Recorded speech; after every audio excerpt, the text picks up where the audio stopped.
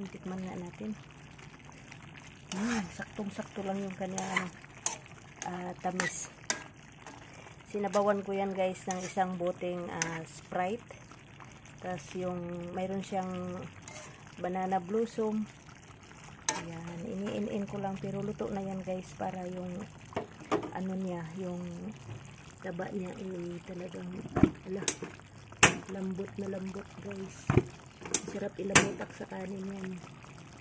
Ayan. Ayan. Ngayon lang ako nagluto ng humba.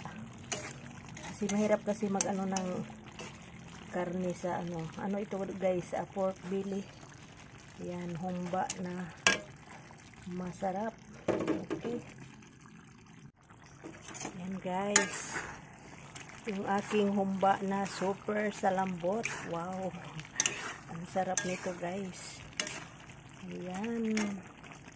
Perfect yung aking humba ngayon. Sobrang sobrang lambot niya guys. So,